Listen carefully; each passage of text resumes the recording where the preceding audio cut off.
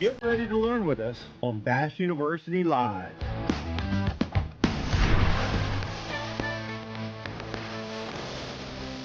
Bass University Live starts now.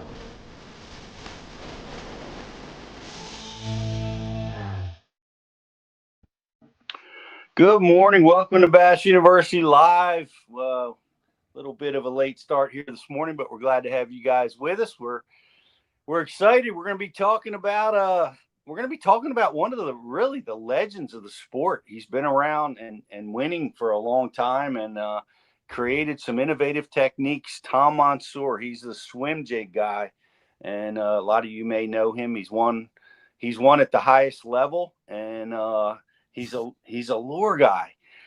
He's fascinated with the development creation of lures, and we're going to be diving into that with him today. Riz, amongst some other things, we had a very busy fishing weekend here at Bass U. Sure did. Yeah, sure did. Sounds like the team Gluzak and partners Jake and Jack had a nice weekend up at Swartzwood Lake. They did. Jake and Jack paired up. Their new partners this year. Jack Weisenberger is his name. He comes to us, Riz, from the basketball court. Okay. He's a basketball kid that has, he's highly competitive, and he's a really strong competitor. He loves fishing, and nice. we met him last year out on the Nation High School tournament trail, and his partner graduated, and him and Jake teamed up, and they've made, man, it came out of the gates firing, man, with a 15.5-pound bag, almost 16 pounds up on Schwartzwood Lake with a pair of 5-pounders, baby. Yeah. Coming in the boat, man. It was a sight to see. It was great to see those boys start off with a bang. Yeah, absolutely. 5-pounders early and often. That's how you get it done. Yeah, that takes a lot of pressure off when the first bite coming in the day is the lunker of the tournament, man. That's exciting stuff. We're gonna dive into that, the patterns that they used, and the teamwork that is under development there, because being a good team partner is not something that just happens. Right. You've got to work at that. And Rich, you are a team tournament veteran, and you're busy this weekend. You made lemonade out of some lemons in your tournament. I'm looking forward to diving into you with that. Yeah. It was we were faced with super adverse conditions, Pete. We had on our practice day on Saturday, we had a very stout north wind all day that overnight veered to the east and eventually ended in the south to close out the tournament. And when it was out of the east for the entire morning, from about 6 to noon, it blew out everything. Like everything we had was blown out, and we had to write things off and move through things extremely quick. But we developed and we put together a decent enough bag to, not let it become a bomb for the first, SFT event of the year. We kind of, we held serve and we had a pretty good tournament. So yeah, we'll dive into that later. But yeah, not happy with the outcome. Obviously we want to win, but happy with how we had managed the situation. So yeah, that's big. That's a big deal, man. Things don't always go well. You know what? It's funny you say that, and we're going to talk about this because I was schooling up the boys because we had a practice day during our spring break, and we had caught a couple nice ones, and I wanted to prepare them. Hey, Josh, thank you. I'll pass it on to Jake. I wanted to prepare them mentally for the letdown of showing up to your first spot, maybe, and you don't get a bite. I mean, that's right. that can be a big letdown, right, Coach? Coach is busy coaching up kids, and so that's one of the biggest things to overcome. You overcame that hurdle, and to me, that's the tournament game. But I want to give a shout out to the folks at Thump Gel. We rolled with them this weekend. Red fins were key. What do you got? Yep. Both of those, Thump Gel, Redfin, love them. And I wanted to plug our guys at Whitewater, man. I'm now layering with the thermocline system, Pete. I'm layering the thermocline vest over the thermocline jacket, and boy, is it it's a great system. Keeps you warm, keeps you light, keeps you moving, doesn't weigh down on your shoulders. I get mid back fatigue real bad, as I know a lot of people do, and a lot of that comes from wearing heavy gear, guys. Like the heavier the drawdown is on your bibs and everything that's on the upper part of your body, you're going to feel that in your spine over time. And boy, the thermocline system is light, but it's warm. And I'm really enjoying it. So, well, welcome to spring, right? Some of you guys are deep into it now. Yeah, we're still into that, like heavy winds. Yep. And we fished 2 days with 28 degrees in the morning. Yeah. This is a must-have, guys. You got to have this piece of gear in your boat. It's so light, like Rich says. It takes up no space under your shell, under your rain gear. But the warmth and how it maintains warmth is priceless. We said it a million times. Cold fisherman catches no fish. Catches no fish. This is the thermocline, like your system you're using. This is a must-have. You got to go get that from Whitewater. Jake and his partner saved our day. Putting the thermoclines on. You might not know this, but teenagers want to go to school in winter in shorts and t-shirts. And they want to show up to tournaments that way. But you got to have. You got to have your outer shell. You got to have your bibs, but you got to stay warm because you lose your focus. So get yourself those thermoclines. The red fins were huge for us. I'm using the Hatteras. The being able to see the rocks, huge for us. You think of polarized lenses for a lot of different reasons. Warm rocks in the spring. The habitat is key. Warm rocks, baby. Warm rocks in the spring. Exactly. You want to get bring Tom on here? I think minutes late. I think we are ready for the man. All right, let's bring him on here. This is like the John Gotti of swimjig fishing, right? I'm not sure. And I'm just listening to you guys talk about that light, warm gear. Yeah, I'm in the cold with you. Yeah, and that light warm gear makes you fish better, so you can feel your rods and everything and move. If you can't feel, you miss bites. Yeah. So that light gear is a big deal. And how much fun are team tournaments?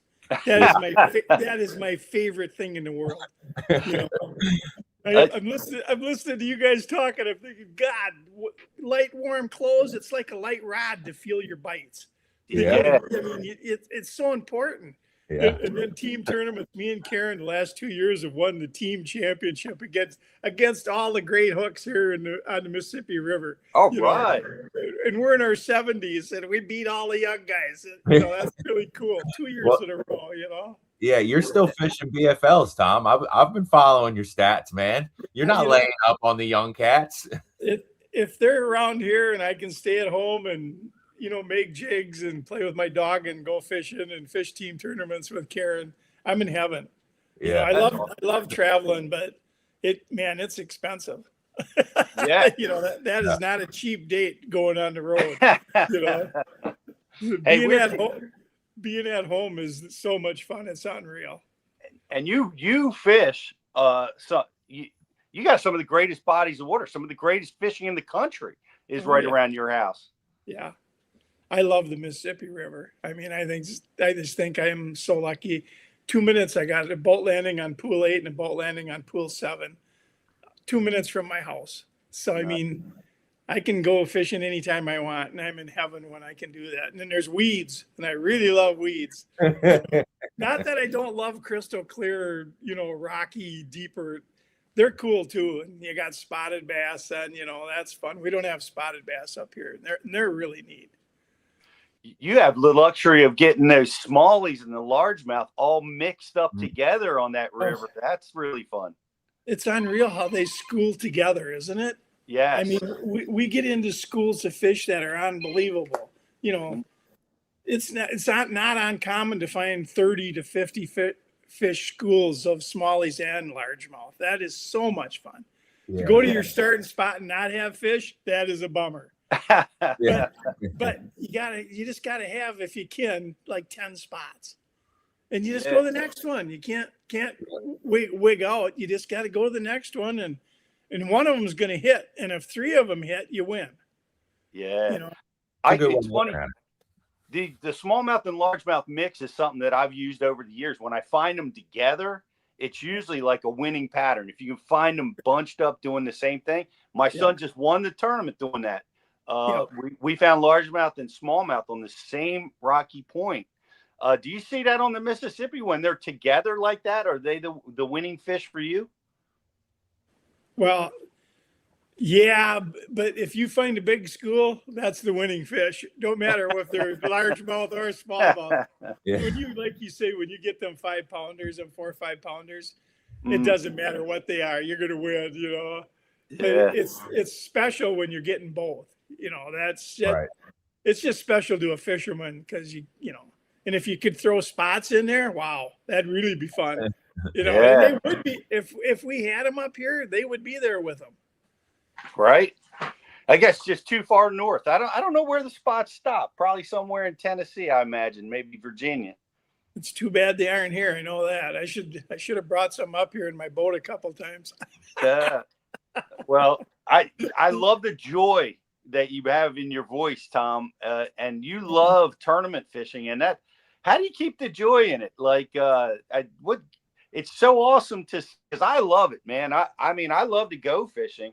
But there's nothing that fires me up more, gets me to that level 10, like catching a 5-pounder in the middle of a tournament. It's something special. Yeah. You know, I saw a guy at the boat landing one time. I was a commercial fisherman too. You know, could catch carp in our inland lakes. And I was walking down to the landing one day and I saw this guy in a beautiful Ranger. And I said, well, how's it going? Are you getting them? He goes, man, this is a lot of work. I looked at him and I said, you're talking to the wrong guy. As soon as I get done commercial fishing, I'm hopping in my Ranger boat and I'm going fun fishing because it's fun. If you don't think it's fun, I feel sorry for you. Yeah. You know, because it is one of the neatest sports in the world to me. You know, people that love to fish are so lucky. You're out in nature, you feel that big bite on the end of your line. I don't think there's anything better. And if you can find a woman that's a good fisherman, you really hit a home run. You did that. Holy mackerel. You found a girlfriend partner at the same time. Amazing. I got the grand slam. How did that work out? Did you meet at the bait shop? How do you find that, Tom? People want to know. You want to hear a funny story? Down in Arkansas at Beaver Lake, they had a little bait shop where they had original wiggle worts. And you know a wiggle wart. Oh yeah. They're originals now. There's something special. Yeah. So me and her were going into this bait shop down there we found. And I started stomping my feet like I was running to get there. Oh, you should see the look on her face. It was a race. It was going to be a race to get to them wiggle warts. That's a fishing woman when you race to the wiggle warts. Oh, no kidding. No kidding. Do you like meet a woman like that in a cove, on the launch ramp, at the tackle store, in church? Where do you find these fisher ladies? Actually, I met her at the Toyota Series tournament. At the fishing tournament. Wow. Yeah, I took notice. You know, there was a woman in the tournament. You know, so I noticed it, and she actually did really good. I mean, I couldn't believe it, and she was the first woman to ever qualify for the Toyota Championship. Wow. That's amazing. She just yelled at me, I beat you the first day. Hey, Tom, we got to give this man props. He's competing not only in bass tournaments, but he was competing against 200 other men for probably one of the 1 or 2 women in the field. Yeah. And you scored that date, Tom. That's even more impressive, maybe. Yeah. Yeah, I'm out of my league. You know, That's funny. it's just one of those things. You get lucky once in a while. Hey, luck is part of this game, and I love it when it comes in the boat. And but Tom, your joy in your fishing is amazing. And when people think of you, like we do, we called you because of this, because you are the Swimjig master. And how did that all get started? Everybody thinks of a Swimjig, they think of Tom. Where did this all start with you? Jeez. When I was 14 years old, I've been asked this a lot, so I got the answer. When I Okay. was 14 in my hip boots going down the bank fishing, my mother was crazy about fishing. And then it wore off on me somehow. It was in my genes or whatever. I would fall asleep riding my bicycle home from the lake and run into the back of parked cars. So fatigued from fishing. I mean, that was just my deal, to go fishing. I used to beg friends of mine to go fishing when we were little. Let's go fishing. No, we want to go to the sweet shop. No, let's go. No, we're going to go to the sweet shop. There's girls there. And you're like, I'm going fishing. You're one of us, Tom. We all got bit by that same bug at 14. So anyway, at 14, I was going down the bank and I was throwing a jig. And I made my cast and I was out of the good stuff. So I started winding it in and I got a 3-pounder. And I thought, wow, that's pretty cool. Maybe they like it swimming like that, So then I started doing it. And that was 65 years, 60 years ago. Can you believe that? No. 62 years ago. Where does that put us? Where does that put us on the calendar? In the 70s? Yeah. I was born in 49, and to be 14, I don't know. You do the math. Yeah. It was in the early 60s, Yeah, the 60s. And then I started winning a lot of BFLs and stuff, but nobody knows what you're doing then hardly, what you're throwing, because it's not on TV. Mm-hmm. But that same Toyota I was in with Karen, I won that, and it was on a swimming jig. And then it got out there. Once you win a bigger tournament, like the Toyotas, well, then they got pictures and everything else. And then you start fishing MLF and FLW. And they got cameras in the boat, and you can't hide it, And I remember down in the Atchafalaya Basin, we had a big FLW tournament. I keep getting those two mixed up because they're predecessors. Yep. And I just killed them. I mean, they never saw a swimming jig down there. It was unbelievable. But that was a goofy tournament. Irwin Jacobs, who was a great man for getting our paybacks up like nobody else ever in the business did. He did more for the fishermen. Him and Forrest Wood did more for the fishermen than anybody ever did. But Irwin got the payouts astronomical. He had the first $500,000 payout that Dave Dudley won. Right. I mean, he really helped the sport of fishing get where it should be. And that was pretty neat. But he had this goofy idea. Instead of doing 4-day total weights, he says, we'll do 2 days and then we'll start over and do 2 day, the next 2 days. Yeah. Zero the weights. Yeah. For 1 year, he did this. So the first tournament of the year, I'm leading day 1, day 2, day 3, but we started over now the last 2 days for the top 10. You had your weights zeroed. Yeah. And talk about weather.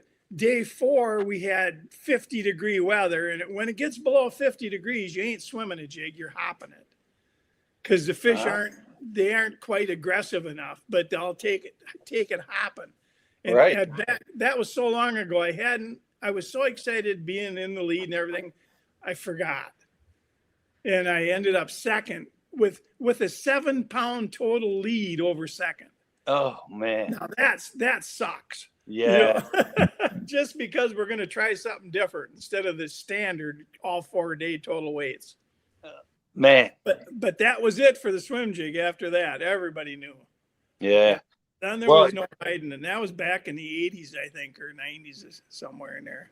yeah. Wow. You were the first. Well, you were the guy that got punished by the zeroing of the weights. Yeah. That one of the first times. That's unfortunate. Who was the winner? Who benefited from taking 7 pounds away from you? Yeah. It was, I can't, Sweet Home Alabama was his theme song. Going across the stage. And one thing I don't remember is names. I can remember where I've caught every fish I've caught, but I cannot remember a name to save my soul. You know, Takamori, Mark Rose, you know, some of my friends. Yeah, I can remember their names, but otherwise, and Karen or she'd kill me, you know. But otherwise, me and names are not good. Justin, who works for us at Bass University, says the same exact thing about me, Tom. So we're in the same boat there, brother. You and I need to get together at the Classic and walk through the Classic booth, trying to remember everybody at the Classic show. That'd be a fun watch. But it's embarrassing waiting, hoping they say their name. You know. Well, your name is easy, and you've really, nobody forgets who you are because that's how it started. I see guys now the Koik is the big one. Everybody's trying to hide that. They're trying to hide their minnows, even with the television cameras. They're still trying to hide it. I guess you probably tried to hide it as long as you could. Uh-oh. I gotta show you this. I just got it.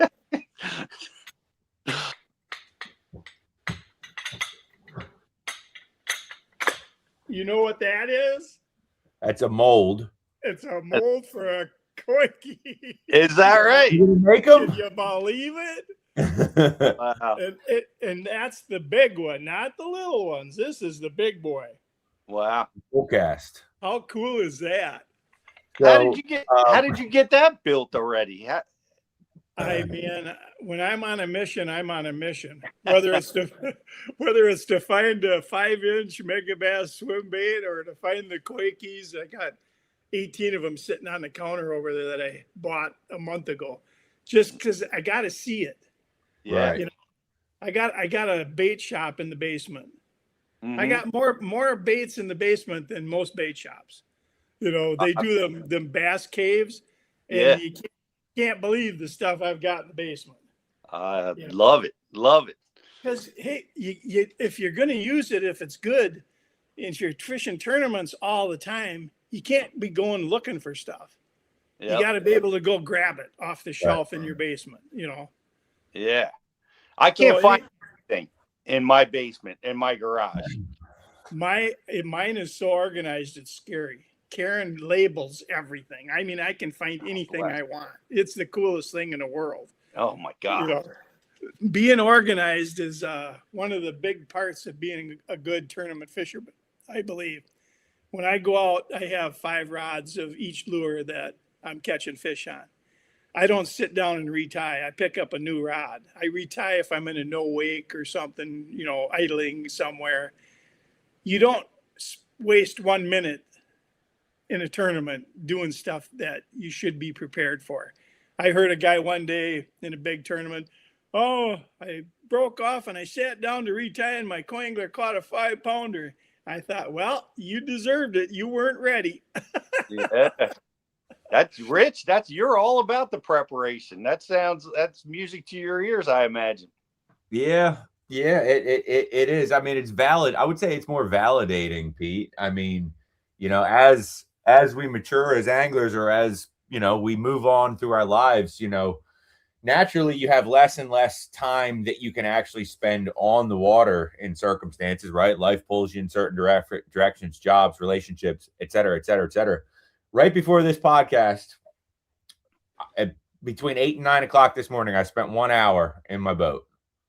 Just only 1 hour. But you know what that hour did? It allowed me to, when my boat splashes in the bay for the next time, the very first cast I can make, I'm going to have everything's tight now. Cover's going to go back on, and when it comes off, first cast, everything is going to be laid out in order. So there's a little tidbit for people watching that even if you can't get on the water, you can get in your boat on most days. You can do something for an hour. And I remember famously Casey Smith, we've had him on several times too, because he's won multiple Toyota Series events. He preaches this to his son who plays hockey. You might not have practice every day, but you can spend an hour a day working on it, working on your craft. So it's cool. Preparation is everything. And you save so much time on the water if you're prepared when you go out there. Yeah.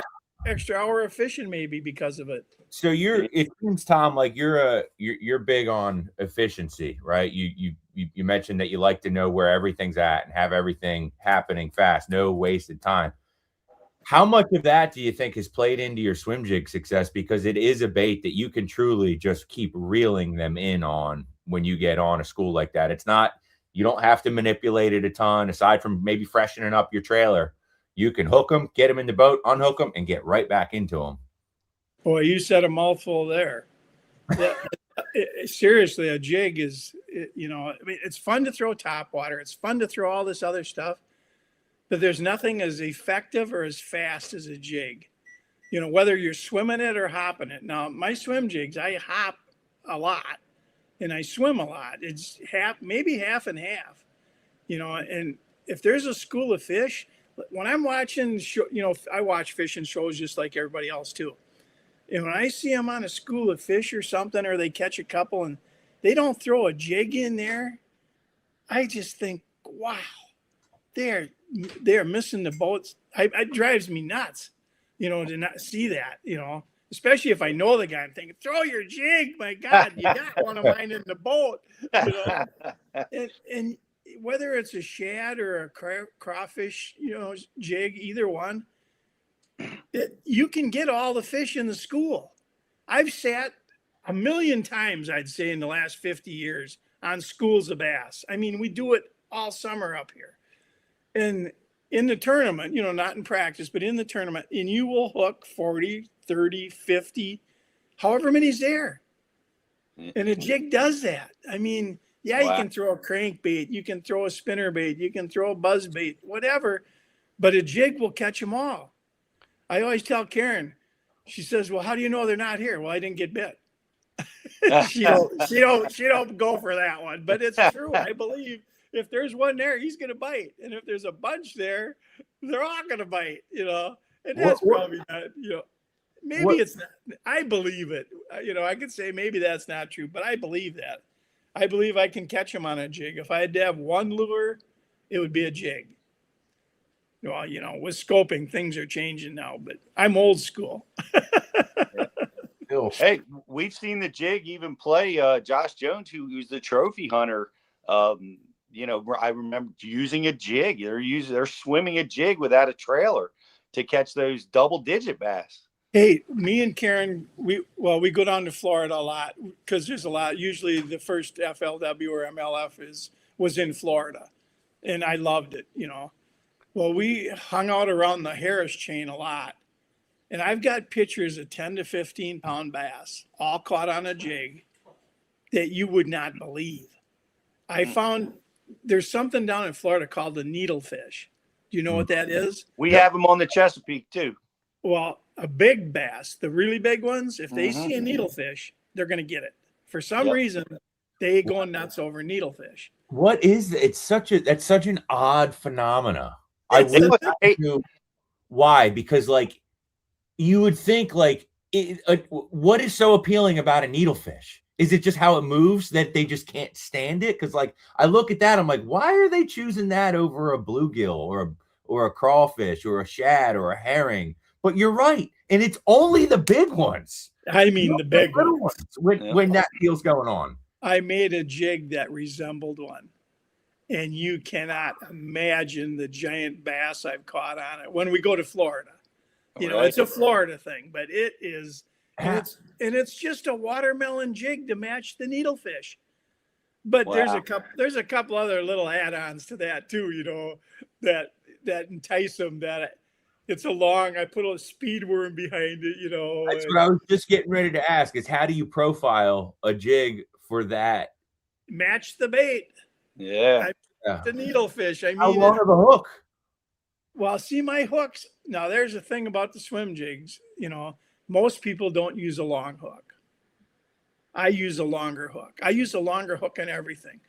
We were talking a little bit before the show, and I mentioned, when I'm watching like the last couple of tournaments that were won on a white swim jig, Zach Burge, and I can't remember the other guy, but all the tournament, I hear them. Oh, it got cold, and they're nipping, and they're missing, and yeah, they're hitting short. They do that. That's why they have stinger hooks. Or you can make a jig or a chatterbait or a spinnerbait with a longer hook, so you don't have to use a trailer hook. And that's what I learned 30 years at least ago, maybe 40. Time flies when you're having fun, Yeah. Sure. But I use a longer hook so you get more bites. That, designing things is all about knowing what you're doing, loving what you're doing to want to make it better. And that's what I've done. One of the things I've done with a swim jig is to make it hook up better so you don't miss so many bites. When I see these guys missing bites, I just am going nuts. They either got too heavy a weed guard, a short hook. There's variable factors that factor into that. A jig isn't just a jig, just like a crankbait isn't just a crankbait. There's a million different crankbaits. There's a million different jigs with different weed guard thicknesses, different hooks. It goes on and on. If you were really into it, you could have a lineup of jigs just like a lineup of crankbaits, like the DT series by Rapala. Different depths, different weights, different everything, and different colors. I mean, it's unlimited. People don't have any idea all the variations and why. There's a reason for everything. Nothing just, you just buy a jig and you throw it. Well, that's 90, probably 80% of the people. I don't know. To me, it's an art form where you learn to use all the different parts of it to make it work for you. Whatever, if you're fishing heavy cover, light cover, open water, I don't even use a weed guard. I hate weed guards. That's the neatest thing I ever learned probably 30, 40 years ago down on Beaver Lake. No weeds, just rocks, Right. open water, some wood, a lot of trees. But if you're a good caster, you can finagle it through the trees. And who cares once you get him on, yeah, you're going to lose some in the trees, but who cares? You got to get him on first anyway. Yeah. I'd rather have him on and lose him than never get him on, because you're going to win that battle some of the time. Yes. Well, you talked about the hook. The hook is key because I've wrestled with that, and a lot of jig manufacturers use a variety. I've seen gaffs, heavy gauge wire, short shanks, longer shanks, thinner wire. What's your choice, or do you vary it depending on your cover? I settled on one hook 40 years ago, and then 20 years ago probably I switched to the hook I've been using the last 20 years, and it's a Gamakatsu. Mm-hmm. They're not cheap, they're 60 cents probably a piece, but I got to hand bend every one to fit the molds. Now that really sucks, but yeah. if you want the best, you got to do what you got to do. And I came up with a hook that it's a little longer. It's not heavy. It's not light. It's perfect. You can lift a 3.5 pounder in the boat, no problem. It isn't going to bend out, but there is another trick to that too. All of my hooks, I don't care, pretty much any hook I use, treble hooks excluded maybe, but if you were smart, you'd do it with them even. You know how your hook, is like that, probably, straight 90 degrees. Mm-hmm. I take a pliers and bend it down probably 5 degrees, because when you get a heavy fish, they open your hook. Now, when it's 90 degrees, they open it up and it can come out. Right. When it's bent down in just a little bit and you get a big one, it goes to normal instead of bending out. You're trying to beat the curve, so to speak. Yeah. And when I learned that, man, was that heavy. Because you know how big ones jump. As soon as you hook out of the water, that's why they know to get off. Mm-hmm. Every big fish jumps immediately. Them 10-pounders, as soon as you feel the bite, they're out of the water. And when I learned that, I remember down in Sam Rayburn, one of the FLWs, I had about a 9-pounder come up and jump, and the guy's filming, and he says, aren't you worried? I said, no. 99% of the time they aren't coming off. I'm going to lose one once in a while, but that's when they just get skin hooked and they're shaking their head. Well, they're going to throw whatever hook because it's not in there good. Right. You know, but I mean, my hooks are so sharp, it's ridiculous. I mean, a good hook doesn't slide on your thumbnail. You take a hook like that slides. And this is a Gamakatsu hook. It's a good hook, but it slides. A sharp hook. I don't know if this was a dull one. Yeah, this was a dull one. I saved it to show you how I sharpen a hook. Let's grab any other one of these and just see here. That's dull too. I just did this a little bit ago, and every one I grabbed was so sharp that it would slide. Now I can't find one that'll slide. I mean, it should just hang there and grab your hook without going like that. Right. It should just, it should grab it. This one ain't sharp either. I can't believe it. Here's one of my swim jigs. Let's just see. Not sharpened or anything. That's not the new hook, but the hook I've been using for 20 years now. Right out of the box. Nice. Can you hold that up to your camera and just get it up there close so we can take a look at that and see what the bend on that hook is. Okay, now that's bent in a little bit too already. If you can see it. I don't know if you can see it. Can you? Right there. Up higher. There it is, right there. Yep. All right. Now, it isn't bent in a lot. Karen will bend it in more than that. Okay. She always tells me, bend mine in a little more. Yep. The Karen bend, she calls it, But I take that, and I can sharpen this. And sharpening is so important. You can't afford to lose a fish. Look at that. Yeah. I mean, very seldom do you see a hook do that. I've talked to the hook manufacturers, and they say, "Oh, our hooks are chemically sharpened." I always tell them, and they might not like it, but I tell them anyway. The deal is, if it don't grab my thumb, I'm sharpening it, because I want it to. When it touches any meat in a fish's mouth, for $100,000, I don't want it to come out. Yes. I can't afford to lose a fish because I didn't take the time. One time, Scott Martin came up to me at the weigh-in. I lost 2 8-pounders today. And I looked at him. I said, "Did you sharpen your hook, Scott?" He goes, "Yeah." And then he puts his head down and goes, "No," like a little kid that got caught. He goes, "No." It was so funny. I said, "Scott," he says, "I know I should have sharpened my hooks, because I've taught him. He's one of the guys I taught. Yep. At the meetings, there'd be 10 to 30 guys would come up with some hooks. Jimmy Houston would pull up to me out on the water and throw lures in my boat, sharpen them. He always told me I was his coach. The old guys, Gideon Hibden and Jimmy Houston. Love those guys. Give us an example, Tom. Show us the Tom Monsoor hook sharpening technique. This is when I meet the young guys at the hotels or something, and they want one thing I can show them, I tell them that will help them the rest of their career. Not fishing, because they're going to be their own fishermen anyway.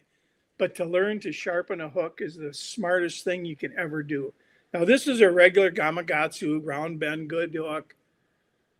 That will not grab my thumb. I don't know if you can see that, but that will not grab my thumb. We can see it. All right. So you get a regular, this is a Cabela's, just a little pencil pen with a little groove on it. Okay. The groove sharp. Yep. Gotta let my lab out. She's the boss around here. Karen in the lab.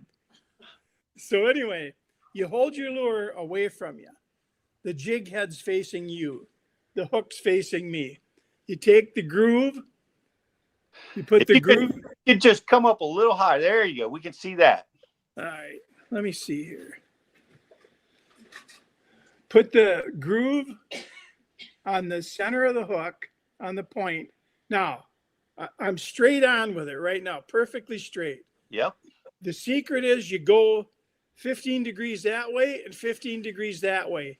And you only do the tiniest little, pull that you can, because you don't want to over sharpen it. Right. The worst thing you can do is over sharpen it. You'll take the point off. And you want the longest, thinnest point you can get for penetration.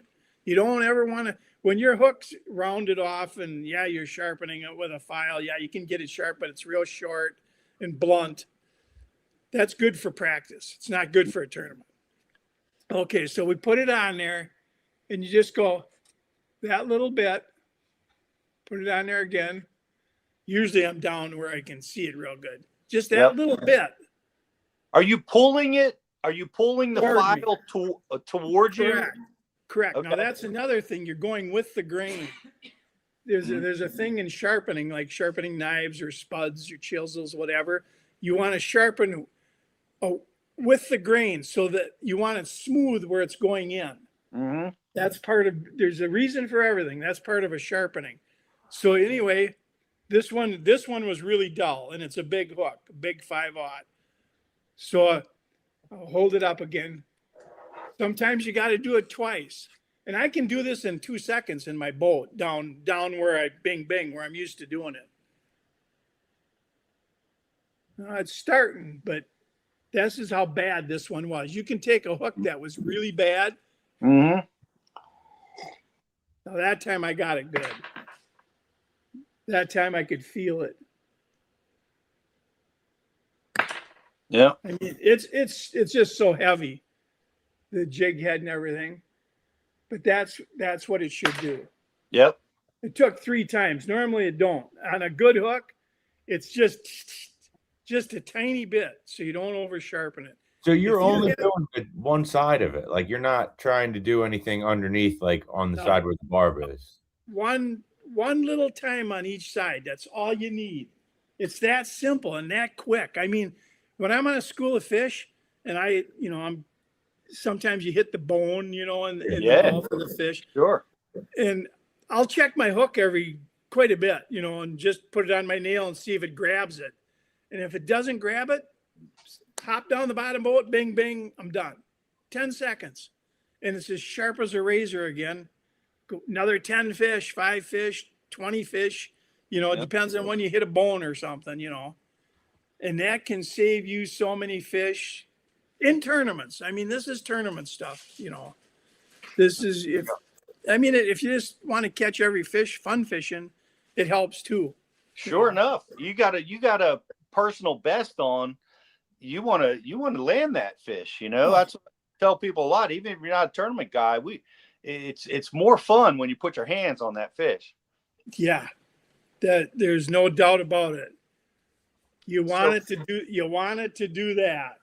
That's what you want. So take me through the other components of your jig. I see head design, line tie. I see lure keeper on there. Take me through the components you built in there. Well, yeah, they all do have a wire keeper like that. That's nice, Mm-hmm. And this is a swim jig head. I use I use footballs, I use poisons, I use arkies. Everything has a purpose, Yep. And I swim all them. People don't understand. When I won the FLW tournament up here, or the MLF Super Tournament here in La Crosse, I was swimming a football jig on TV. You know how many people really noticed it? One for sure, Jacob Wheeler. He took second. Okay. He was in my boat, and last fall I saw him fishing a tournament out on the Great Lakes. And he was just slowly winding his reel, and bang, he didn't set the hook. He just keep on coming. And I thought, Jacob, what are you doing?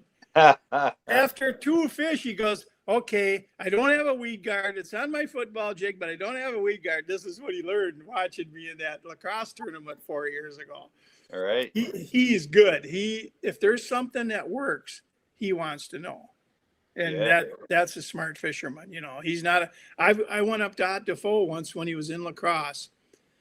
He was over at the spillway catching. He was doing really good the first 3 days. He was leading it, throwing a swim bait. I wasn't a swim bait guy. So I walked up to him and said, how do you rig that? And he showed me. Yeah. You know, I mean, it don't hurt to ask. You know, Yeah. we'll tell you. All of us, or most of us, will tell you what we're doing and how to do it, and that's pretty cool. Even for me, I mean, I think I really know a lot about jigs and stuff like that. You know, but you're never too old to learn. I love learning. I mean, learning. I'll learn till the day I die. Every time we go fishing, I come in and change things or try something different. You know, and I look at Karen and say, "What do you think?" All the time. Yeah. Because I want to learn. If somebody's got a better idea, I'm all in. I love that. I love that philosophy. Never stop learning. We use that tagline a lot at Bass University, and it's a lifelong thing, man. You gotta love learning. Bass University. There you go. How appropriate is that? I just said that's bone. I don't know if you can see that, but that's a bone. I got bone jigs, bone skirts. I can't. Yep. They're so cool. It's unreal. Shane, take us on the trailer of choice, Tom. He wants to get right in and talk about trailers right now. What are your choices? You know, that's another unlimited thing. You know that, obviously. Mm-hmm. You know, it depends on if you're swimming it or if you're hopping it or if you're using a craw pattern or a shad pattern or a perch pattern or a bluegill pattern. Have you simplified it? Is it really complex? What have you done with your trailers? Okay, I've got bluegill, I've got perch, I've got shad, I've got crayfish. Mm-hmm. Everything that's out there that they eat. Needlefish. I will copy it. You know what that urchin thing is, I don't know. But I'm going to put it on a swim jig and see what happens. I love it. And you know what? I think it's going to work just on one of my swim jig heads because it's got a great hook and it's got a little weight. And I was watching the last guy that won one of the big tournaments. I don't know if it was a BSS Elite or MLF, but he was fishing that urchin down the bank and twitching it, you know, almost like a jig. I couldn't believe it. All right. So I thought, I'll bet that my jig head would work great on that. Now I've got an open water scope jig, I call it. This is what it looks like. This swims perfect. It's a littler hook, and I put a little skinny dipper on that. Yeah. You know, the little one, the 3.5. Mm-hmm. And that thing swims perfect without a weed guard. Now, swimming jig without a weed guard don't work. You got to have a weed guard. You have to have an open water swim jig without a weed guard. You have to have a different head. Just like I compared it to crankbaits and stuff. Well, different lips on a crankbait make it run different. Different heads on a jig make it run. A swim jig will roll if it has no weed guard. Right. The weed guard is the keel. It's actually the keel, like a sailboat for the swim jig. Understood. You know, and those are all little things you learn over 50, 60 years, you know, how to make something work better, you know. Yeah. I was watching Cliff Pace this morning. He was making some scope jigs or minnows, and he was showing how they roll, you know, to get that roll. And then he actually made it. He made hooks for it too, and he made that bait so when the hook came out, it would come out. He had a line on the bait, so it would come out perfect every time. To make it easy for the fisherman. Mm-hmm. How cool is? I mean, he's a famous fisherman, a bass master winner. Well, he's an unbelievable bait maker. I never knew what I've learned in the last month about him watching videos, because I'm getting into this plastic thing to make my own. What I saw, what he's done and what he makes and the operation he has, he blew my mind. That guy's unbelievable. I got so much respect for him now that I never knew. But Wow. the point of his, he makes things easy for the fisherman, the average fisherman, because he's a fisherman that knows the right thing to do, how to make it right.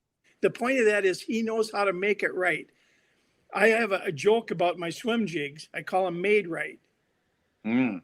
You know, if it's made right, it works better. Everything that's made right, but people don't, a lot of people don't associate all of it. It's everything is for a reason. Everything. Yeah. This little jig was my Beaver Lake, Cherokee Lake. You know, when you can get open water, this is the neatest thing in the world that people have no. There are so many things people have no idea. And there's been stories where I've showed boxes of these where they've filmed me all day killing them on this in the big tournaments. This is a really cool color too. This is a lavender sexy shad. I don't, probably hard to see, but that lavender and then the halogram on the bottom, and you got some opal tinsel in there. Oh, yeah. I mean, Tinsel. These things are so cool. That looks cool. That looks like an amazing Clearwater jig. Here it is for clear. I mean, unbelievable. When I go down south and see that Clearwater, I die. I love it so much. And spotted bass are my best friend, and smallmouth. You know, largemouth always eat it. That's what I'm used to. But when I get around smallmouth and spotted bass in Clearwater with that little swim jig, this is a gold shiner for Florida. I mean, these things, I just wish you could see the color in them. You know, I get into the colors. You know, to me, colors are, when I go up to Skirts Plus, they make skirts. You know, they make skirts for the bait makers, and they sell them to Barlow's and Lure Parts Online and everybody. That's where the normal guys can buy their skirts, Barlow's and Lure Parts Online. Well, I get to go to the factory. 40 years ago, I got in with them somehow. I was one of the luckiest things ever happened to me. Where's Barlow? Pardon? Where's Barlow? Barlow's. It's an online catalog for buying anything. Oh, okay. Whatever, everything, everything to do with fishing. But I got up to their store up there in Minneapolis, and when I saw all the colors, I was like a woman in a shoe store.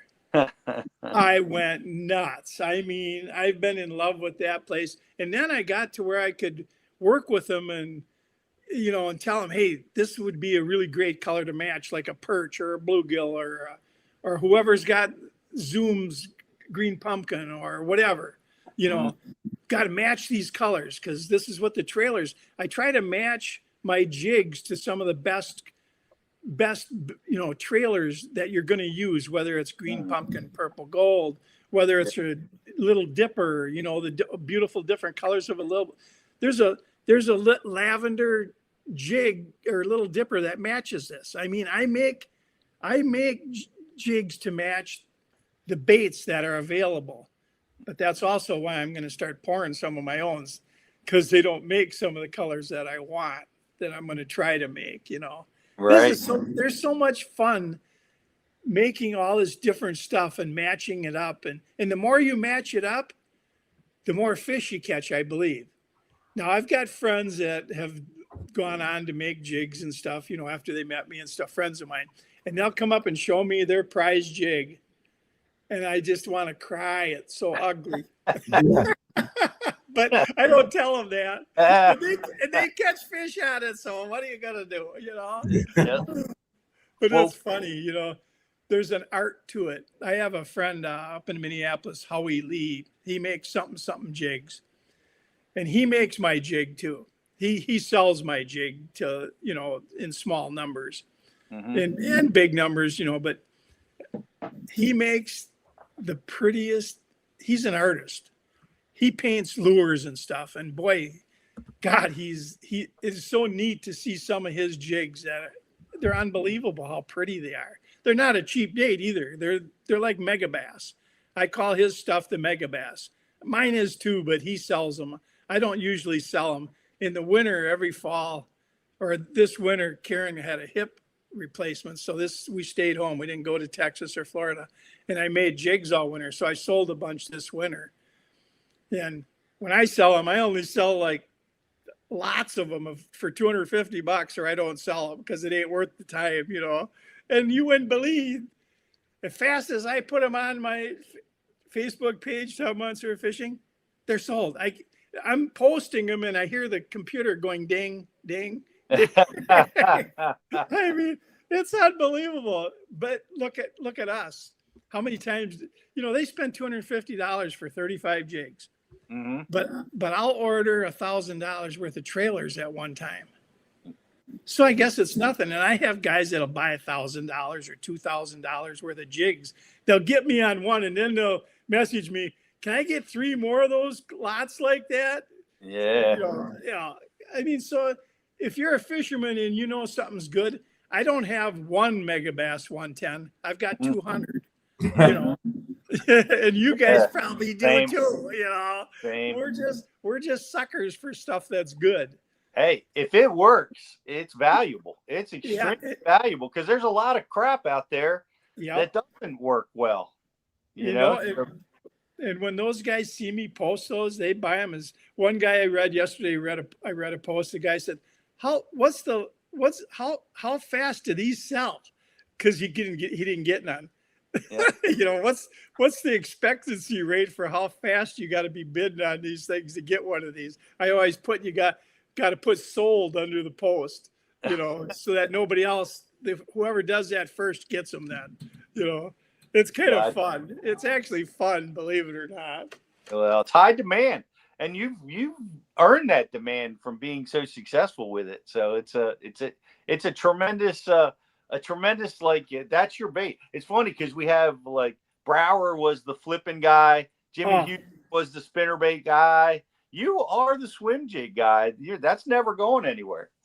I'm going down to see Jimmy in 2 weeks. I love Jimmy and Chris. They're great people. We're going to go fishing down there and shoot a show, I guess. Oh, that's fantastic.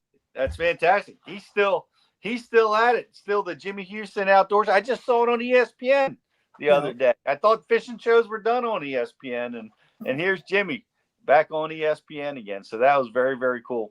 Yeah, it was fun. Jimmy and Chris and you know, the old Gideon and the old guys, we all had fun out there, you know. Yeah.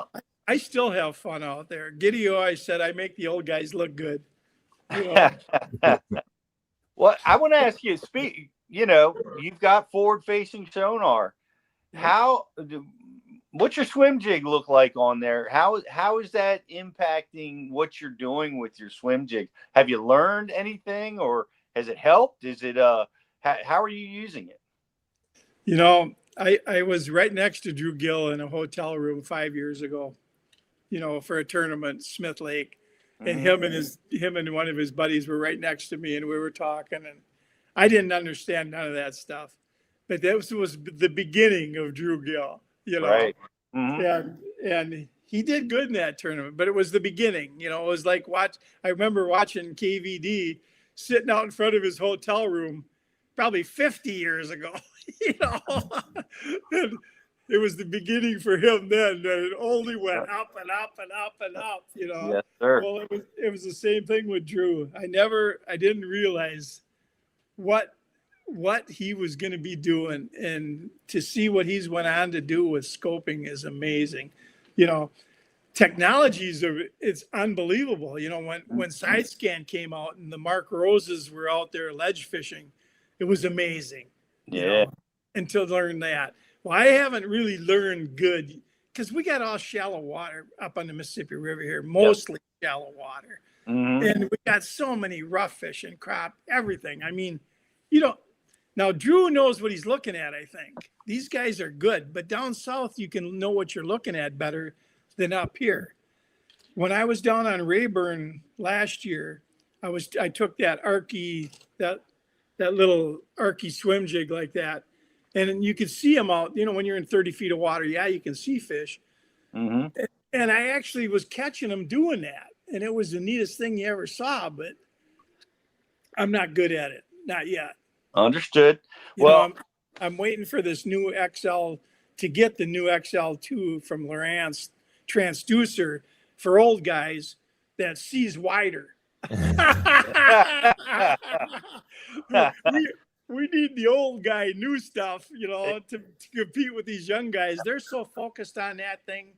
It's unbelievable. When I saw Drew Gill down in Florida, up shallow, finding fish for the first time, usually he's not doing good when he can't use the scope.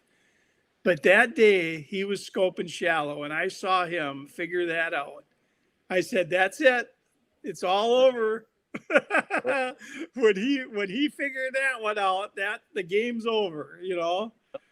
Well, I tell you what's helped me, and I've gotten a bracket from Beat Down Outdoors that puts that unit up close. It really high, like almost 2.5, 3 feet up, and it really helped my learning curve on using, you know, forward facing. So you could see it better. You could see it better, and you could adjust it quicker. Like you can just, you know, bend at the waist, get down there, hit all the buttons. You know, when you're getting interference, when you're learning how to do the color palettes, it's all really at your fingertips. And that really helped a lot. I know even Drew Gill has a bracket that sits up pretty darn high. Yeah. So, yeah, it's a big deal. Our own bent over. Yeah. Our own Justin, we're grass guys. He wants to dive into your go-to Swimjig setup, rod, reel, line, and jig in the grass. Okay, I use a 7-foot medium heavy Lew's custom light. And there's a reason for that. They aren't that expensive. They you know, you can have G Loomis and you can have St. Croix and, you know, some of the best, most expensive rods there are. And I've got them. But what I use all the time now is these Lew's custom lights, because the lighter a rod is, the more you feel. I've had, you know, koi anglers with me in the boat, and I'm catching them almost every cast on a jig. And they're throwing my jig that I gave them because I want them to do good right next to me, the same place, and they're getting bites, but they don't know it. Yep. If you don't have a light, sensitive rod, you're not feeling the bites. Me and Talk would go out fishing. He'd come and stay up here for a couple of weeks in the summer when it's hot in Texas. And one day I grabbed one of his $1,500 Daiwa rods, you know, and it was a club. I looked at him and I said, how do you feel anything with this? Let me use your rod, you know. So he tried my rod. But I don't know how, if you don't have the right equipment for jig fishing, you're not going to know you even got a bite unless they yank it out, you know, unless they're tugging. So you can't not feel it. You know, Tom fishes a lot of chatterbaits and moving baits, crankbaits. He don't need to feel that jig. He fishes my jigs though too, you know, but he probably has a lighter rod for it. Now you need a 7-foot medium heavy, like I say, custom light where you feel everything. I use about 15-pound fluorocarbon because I fish a lot of rocks and thick weeds, and I never break it. And if you don't feel your bites, you're missing fish. That's all I can tell you. You need a sensitive. You need to be in tune, one with your rod. You know, it's so true. I can't say it enough. You know, and I'm not kidding. You know, you need to feel that rock going over a jig, that jig going over a rock. You know, coming over a log. When you feel all that stuff, when a fish picks it up, you know it. Yeah. You know. Yep. You feel the difference. You feel the difference. And okay, so this is your grass rod, right? What is your reel and line choices in the grass? Okay, well, I used to use Daiwa reels a lot, and then I switched to Lew's too because I was using their rods. So I started playing with their reels. Now that's all I fish to is the Lew's reels, and I like a high speed reel. I can wind slower if I want to go slow. And I do a lot. When I first started swimming a jig, I used to say to myself, floats like a butterfly, stings like a bee. The old Muhammad Ali saying. Yeah. To slow down, to try to slow myself down so that I would just get that thing. I was throwing a excuse me, a 1/8 ounce at that time a lot. This was, at least 30 years ago. And it would only be a foot or so under the water in clear water, up here in clear water in the weeds. And you'd see fish come from 20 feet away to get that jig just under the surface like that. But you had to go slow and steady. And I actually think they were thinking they would see that little jig coming through there real slow, and they'd look at it and go, I can catch that. I can get that. I'm gonna eat it. That whatever that is, it's dumb and slow. Yep. Okay, so we got a high-speed reel.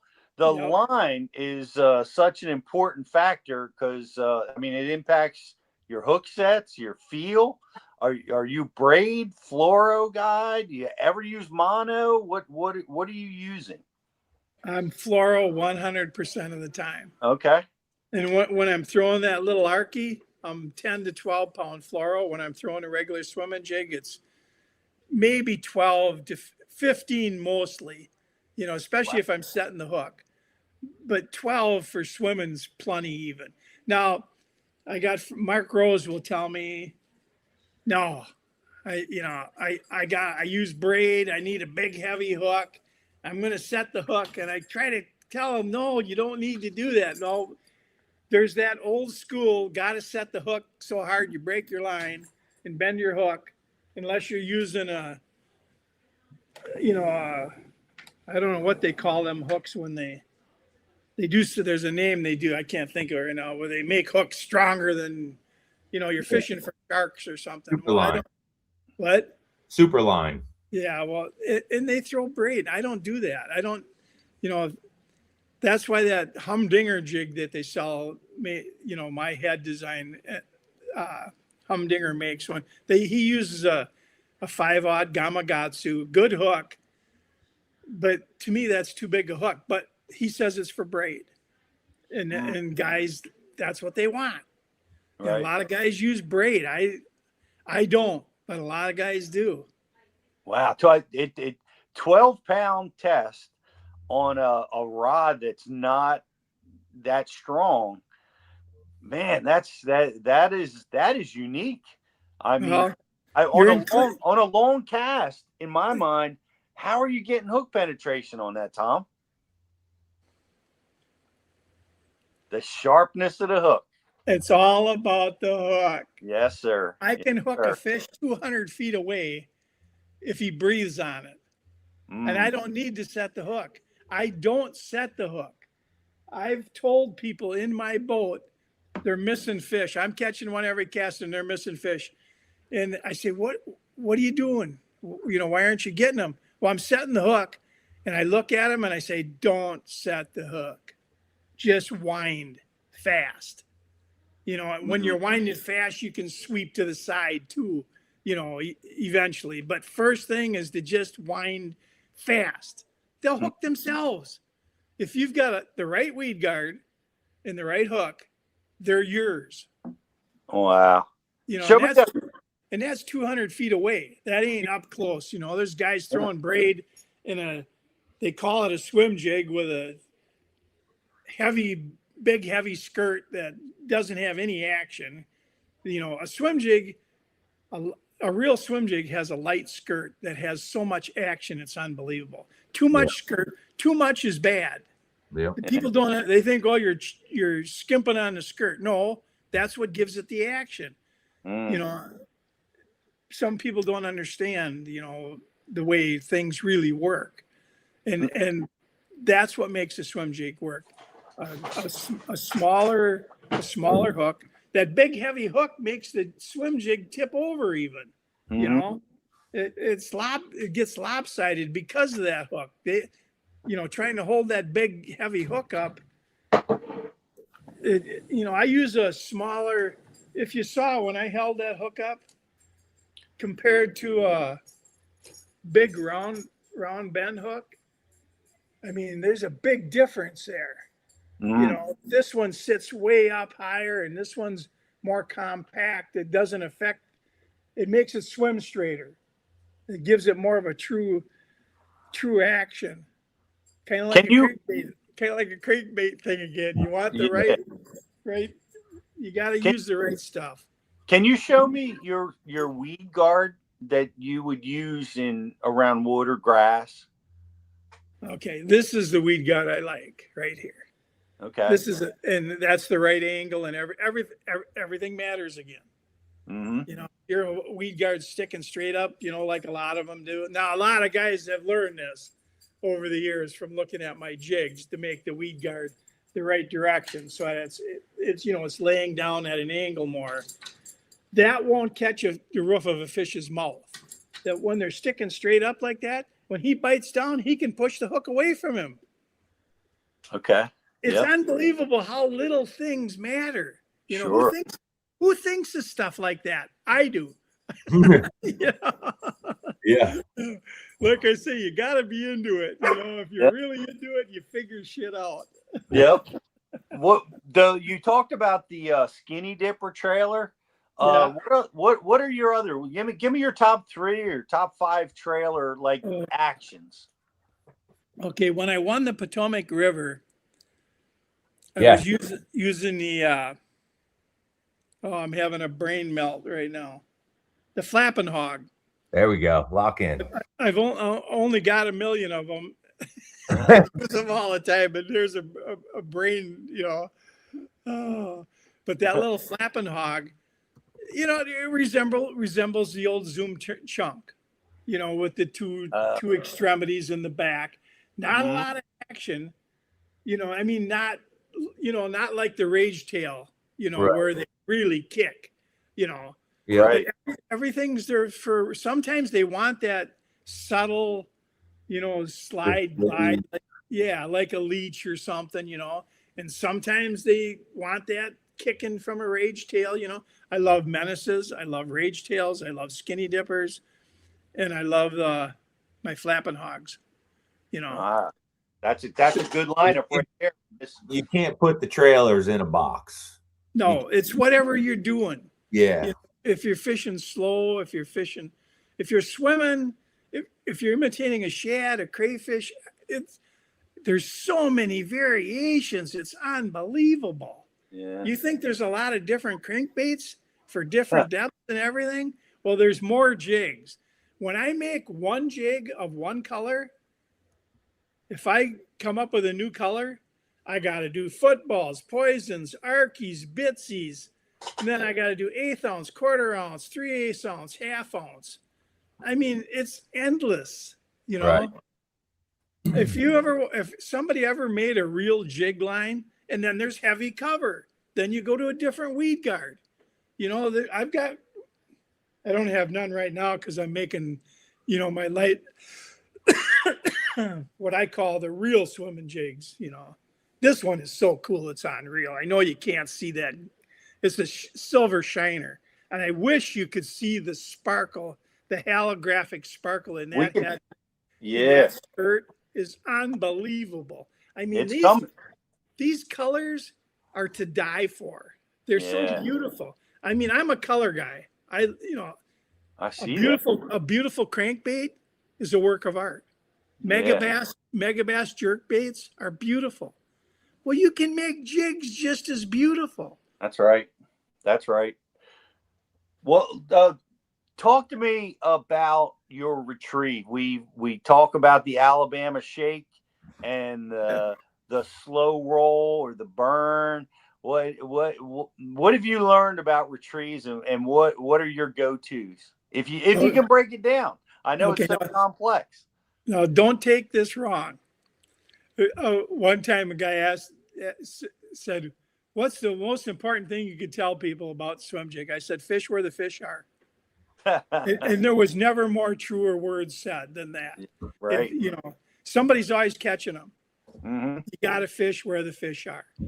But that, you know, that says that. For retrieves, how many retrieves are there for a crankbait? Yeah, infinite. There's just as many for a jig. You want to swim it? Do you want to swim it up high in the water column? And the reason I'm saying this is in what I said about fish where the fish are, you got to let the fish tell you, are they up high in the water column? Are they on the bottom where they want it hopping or crawling? You know, you gotta, I've got a rod rigged with every one of those scenarios. And I let the fish, after an hour or two, I know what they're doing.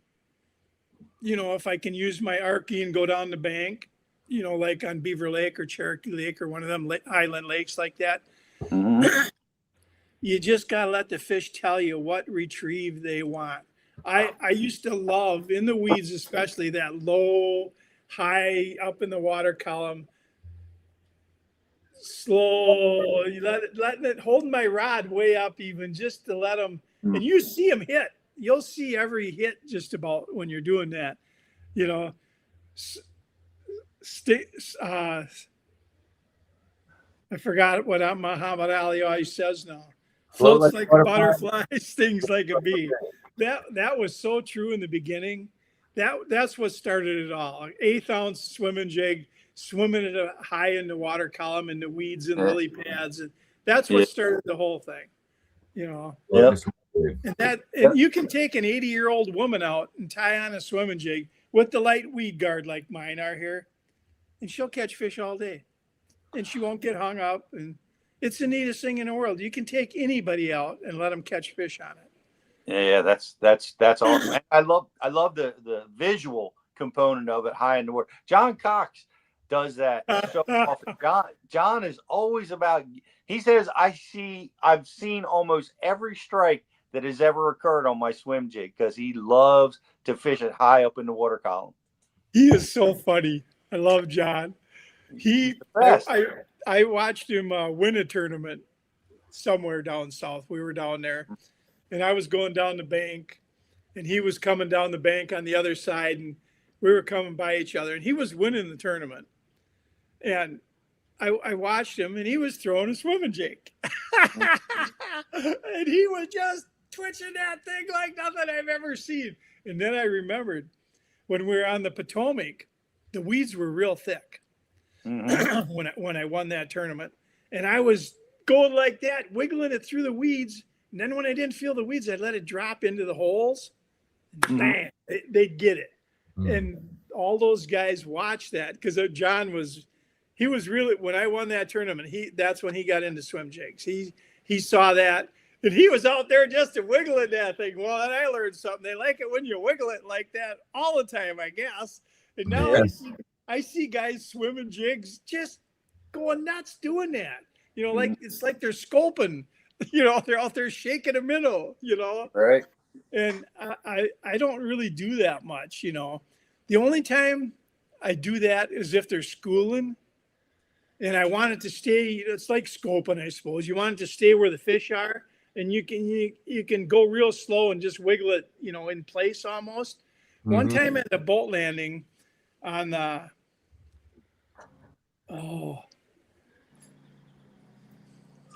can't think of the name of the lake we were on, but right in the boat landing, they were schooling right next to my boat, and I picked up my swim jig and was just shaking it and wiggling it right there, and they were going.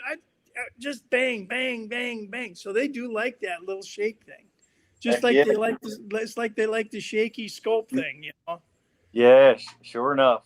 But that was never one of my presentations, though. Yeah.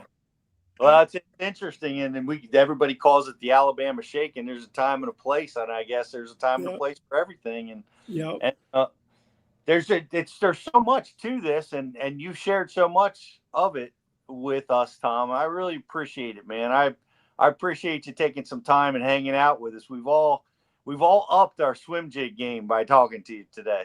I hope so. It you know, when you get old, it's fun to share things. Yeah. That's what you learn when you get older. It's fun to share things. I like seeing people catch fish now. Yeah. When I have a co-angler in the boat now, I want him to have a fun experience. You know, I was down at one of the M1 tournaments, and you know how long that was ago. M1 Ranger tournaments. I mean, that was a long time ago. And interviewed me about something. I said, man, people ought to, the BFLs, people can pay, back then it wasn't much, $70-$80 to be a coingler. You can get in the back of a boat with somebody that's spent a fortune, spent a lot of time practicing, and go fishing with a guide. It's like a guided trip Yeah. for $70. I said, Yep. you can't beat that. Anybody wants to go fishing, get in one of them, be a coingler, and go have some fun. Yeah. Heck yeah. They called me a couple of weeks later and said, Tom, you have no idea how many people are joining up for these tournaments as coinglers now. Their coingler list shot up on all their tournaments. That's awesome. But it's true, people, it's a good way to get out there and learn and have fun. And that's it. Fishing's a neat thing. Yeah, the one thing, or the thing I hope everybody takes away from this is about having fun, and it just exudes out of you, and I appreciate that, and I want to thank you so much for all the great stuff. All of our viewers are loving it, and we are too. And Tom, we got to have you back on the show, man. I want to dive into that ancient lure collection that you have over there. I want to see some of those things one of these days. That's a whole nother deal, ain't it? Every lure out there has already been made. Yes. One show when they did a bass cave thing up here, the chatterbait. Everybody thought, well, boy, that's something special. Well, South Bend made a chatterbait 60 years ago. Wow. It was called It's a Doozy. They had a tube. It came in a tube and it said It's a Doozy on it, and it was the original before anybody ever. It was Larry Nixon, I think, told me that if they ever wanted an idea for a new lure, they would go down into a collection like I had and get the idea for a new lure.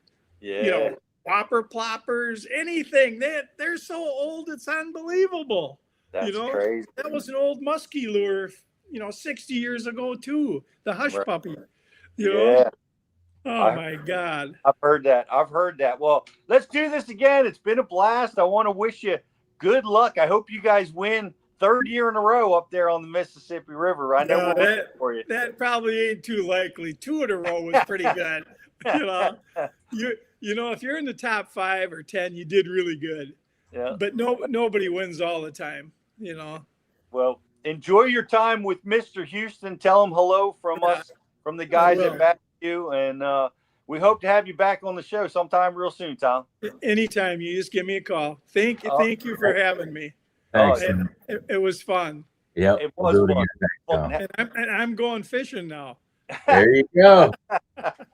I love that. Well, you have a great day, Tom, and we will catch up with you soon. Thank you. Thanks, guys. All right. Man, that was awesome, Rich. What a joy. What a joy to hear the joy coming out of that man. Yeah, absolutely. It's fun talking to people that they just love fishing. And Tom's one of those guys, and a wealth of knowledge. I mean, I have spent so many. I may have watched Tom Monsoor fish more than anybody on the planet because I obsessed over Potomac River tournaments for so many hours, Pete, and all the old FLW tournaments from 2014 to 2017, really like the beginnings of like where all the digital media started to hit YouTube and everything like that. FLW did a great job of really putting all of those tournaments out there for people to be able to consume and enjoy. And go figure, Tom had a camera a lot. So, I won't say I grew up watching fish because I was kind of already grown at that point, but like, it was pretty cool. That was a cool experience, Pete, to be able to talk with a guy that, hell, I've only ever watched him on TV reeling bass for 10 years. So that was awesome. We're going to do that again. We're going to take a quick commercial break. We got patterns that went down up here on the grass patterns. We've got some rock patterns and smallmouth and largemouth things that have just gone down. We want to share with you guys right after this. We're off the clock to clock more fish, to fill our live wells and empty our coolers, because there's more to explore. The latest Humminbird fish finders work fast, see clearly, and know all the best spots. They fish even smarter paired with the Minn Kota and break down the water like never before. If you like your plans loose and lines tight, then it's time to explore. Only with Humminbird. Get right to the fight. New Mega Live 2 forward-facing sonar puts you on more fish with an ultra-clear, rock-solid picture of underwater action. Next-gen clarity, next-level fun. Only with Humminbird.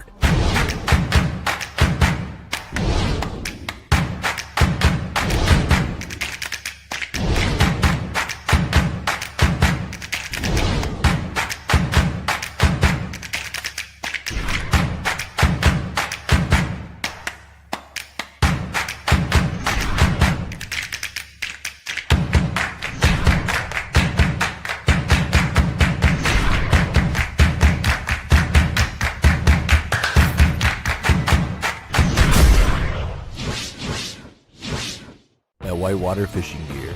We build gear for the days that test your commitment. The ones launching before daylight, staying out when the wind picks up, and fishing through conditions most guys avoid. Engineered for protection, mobility, and all-day comfort. Built to perform when conditions turn rough, so you stay focused on the pursuit no matter how the elements shift. Whitewater Fishing Gear. Built to brave the waves. When the sun's up and the bite's on, clarity is everything. That's why serious anglers trust Redfin. Built for the water, designed for performance. Lightweight frames, crystal clear optics, and rugged durability that stands up to long days on the water. Thanks to Zeiss Repel technology, water, oil, and even sunscreen just slides right off the lenses. Your vision stays crystal clear. See more, fish smarter, and protect your eyes with Redfin. Redfin polarized sunglasses. Comfort, clarity, contrast. Mother Nature may be tough. I'm tougher. I'll take you where chaos is the cost of entry and where the fish are worth the fight. Because the bigger the question marks, the better the quest.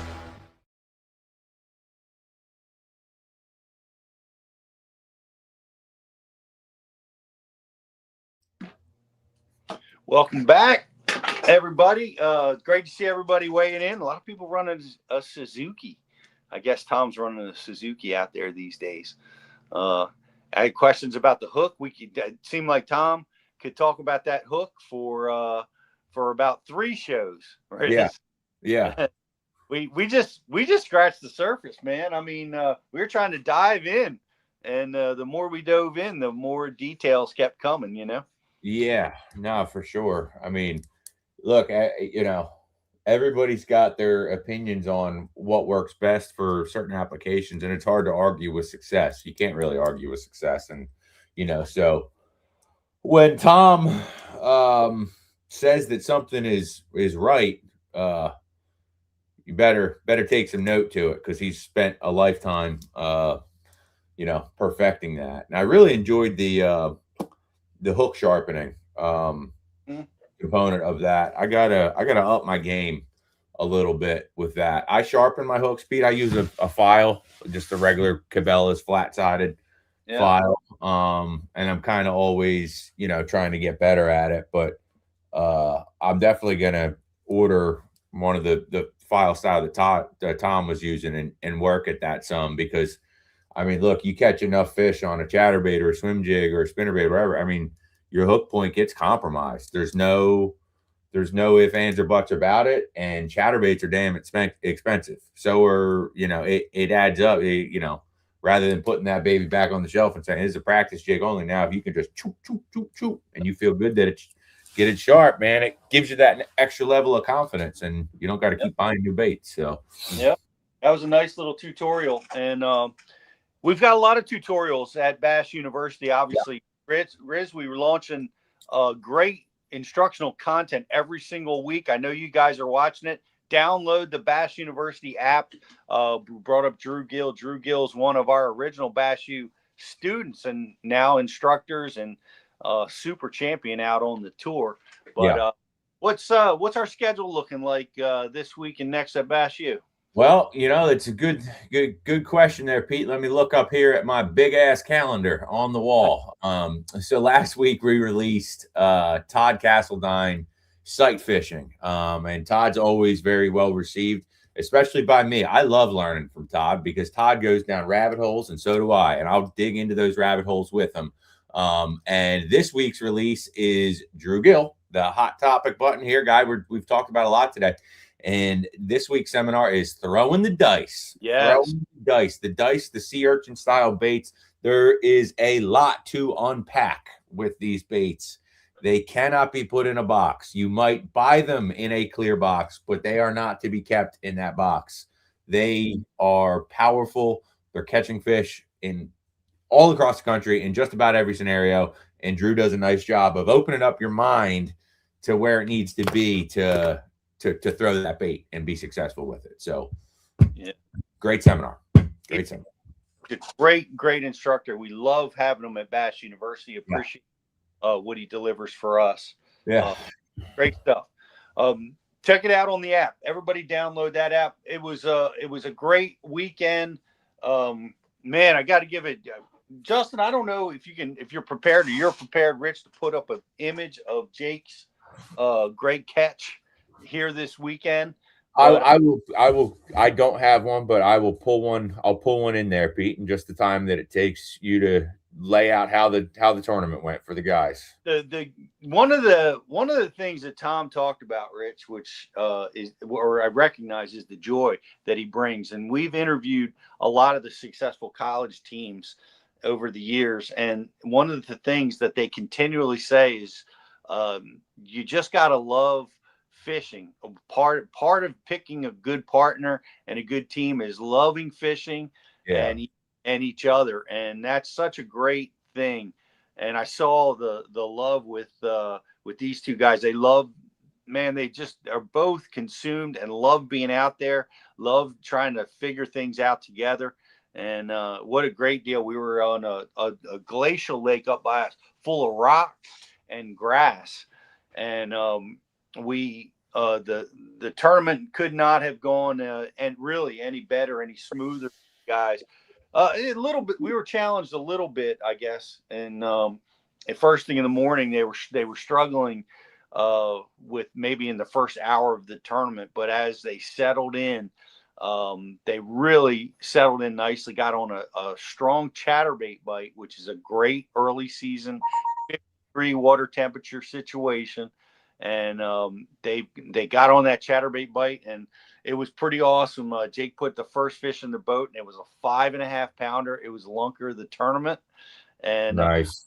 I got to tell you, Riz, I've been in the boat when I've caught some very important fish, and been in team tournaments when some key fish come in the boat. But there's something special about being a coach, maybe a father, and being in the boat when something like that goes down. It's probably one of the coolest places that you could ever be, is being part of that one-on-one celebration when magical things like that happen. It was super cool, man. Especially there's the picture, by the way, Pete. There's the boys. And shout out to Beast Coast. I love that. We met the Beast Coast guys down at the Classic this year. Jake loves the Beast Coast. The little Magnum played a role, but it was the jackhammer that did the heavy lifting for us. Yeah. In That's that, what I was just ready to say, Pete. To do it the way that they did it was pretty special, because from what I understand from talking with you, there was a bit of an offshore scoping type of deal available, and they went up shallow and power fished and got rewarded handsomely for my guys are quite capable at fishing offshore and fishing with forward facing, and we were equipped to do that. But here's the big decision, and guys, you guys have all faced these big decisions. If you're a tournament guy or even a weekend guy, what do we do when the bite, happens in a certain way? And by about 9:30, they had, 2 5-pounders in the boat, and, which on a lake like that, that's, well, most lakes, that's freaking phenomenal. Even on the Chesapeake, 2 5 early is amazing. So with 3 fish in the boat, we work together as a team. Do we want to back off? Do we want to fish deep? Do we want to, make a change? Or do we want to double down on what we've done so far? And the boys rallied. And they said, we need 2 more bites. We're going to double down on what we've done, and we're going to try to win this tournament, putting 2 more fish in the boat on our existing pattern. And it challenged them, Riz.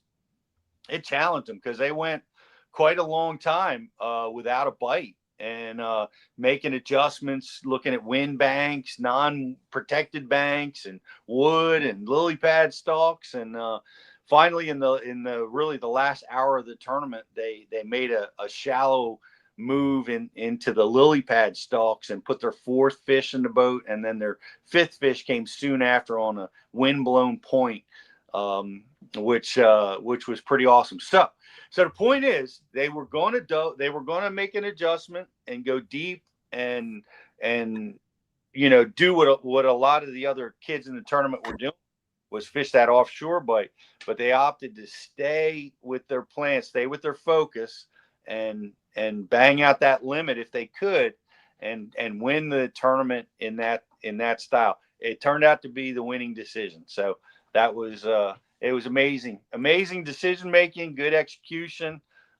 Congratulations to Jake and Jack on that big win. But good start for the year. Got a lot more tournaments coming up. But you were down at the Bay, and here Jake and Jack, man, they made a really good decision early. Conditions benefited them. You had tides blown out, 20-mile-an-hour winds. Man, that's really hard to deal with, especially on a tidal body of water. Yeah, it was challenging to say the least, Pete. Like I said, the everything that was found on Saturday for most people, aside from a few that really excelled in this tournament, was gone. Evaporated. You weren't for the most part gonna repeat what you did on Saturday on Sunday because of the complete 180-degree wind shift over 24 hours and a very hot and a very stout wind that was coming with that shift. It forced us to eliminate things and move off of what our potential patterns were going to be, and we had to do it like lightning fast. And if I could grade myself on something that I have certainly struggled with in the past or not made those correct adjustments, it's trying to force things and push things too long when really deep down in your gut you feel that this is not right, it's not going to work, but because it's what I did yesterday, I'm going to keep pushing, I'm going to keep trying to do it, I'm going to keep trying to make this work. Where there was 3 instances where we pulled up on something, made less than 5 casts and left.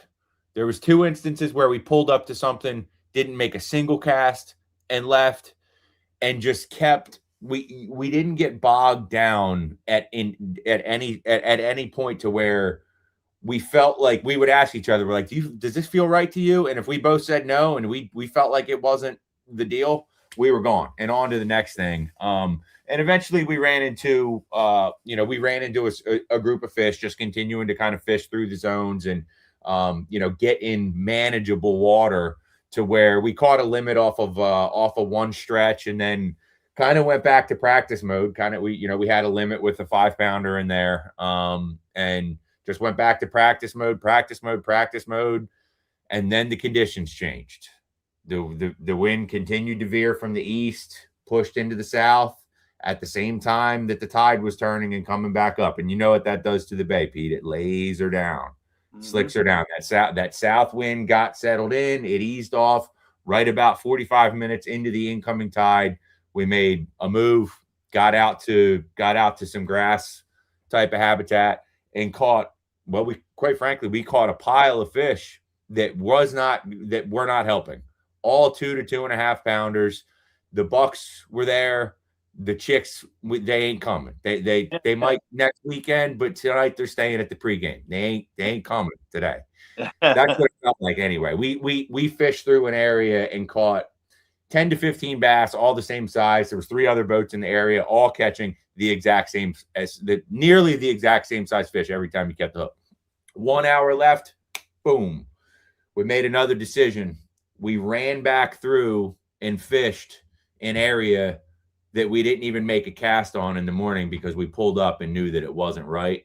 And that yielded in another 4.5 pounder, 3 more culls that eventually got us up to, 16.5 pounds, 16.25 pounds, whatever it was, that kept us relevant for the event. Out of 78 boats, I think we came in 13th. And it's, when there's points going throughout the year, we're fishing for points. We want that AOI title. We want we want to be in contention to win the championship at the end of the year. So, from that standpoint, there's been a lot of events in the past for me and for us with my partner for this one, Steve, where we've been hard-headed and we've tried to force things and it doesn't work. And this week we didn't do it. So that's my recap on the Bay. It's gonna bust loose this week. What are the weapons of choice? What's catching them down there right now? Your standard, your usual suspects, Pete. Chatterbait, swim jig, spinnerbait, trap. Yep. Dragon, if that's what you'd like to do. Koik. I'll say it. First time I'll say it on air. Koik. Yep. Gets it. Yeah. That's a fish catcher, and you found out how to get them on these tidal waters. So that's pretty cool. Yeah. Got an 80-degree week this week. Who knows? all over the country is getting a heat wave right now. Yeah. And this heat wave is probably pressing on the Arkansas River, where I am going to extend my fantasy fishing lead from about 300 points, Justin. Just so I know you're listening, but we're gonna try to extend that lead. We'll see how that goes. Good luck to the boys on the elites, and the cup is happening, right? Red Crest, yep. The Red Crest rather is going on right now. So there's a lot happening in fishing right now. We'll be watching. I hope you guys get an opportunity to get out there and get your Minn Kota going. Get your mapping going. That was so huge for us between Lake Master and the Ultrex and the Quest. It makes it really, in those 15-mile-an-hour winds the boys were dealing with. It was no match for the Quest that we had running on the front of our boat. So hope you guys all get out there and do a little fishing, man. It's springtime has sprung all over the country. Riz, good luck to you. We will, and you and Justin will be teaming up for the Chester County this Saturday. And Jake and I are going to be doing the Chester counties again. So we'll be seeing you down there Saturday morning. And good. we look forward to that. Hopefully the wind will let the tide come and go, and we'll all go out there and smash them up. Mm-hmm. So that's the plan. Guys, thanks for watching. Go download the Bash U app right now, and we'll see you next week at Bash University Live.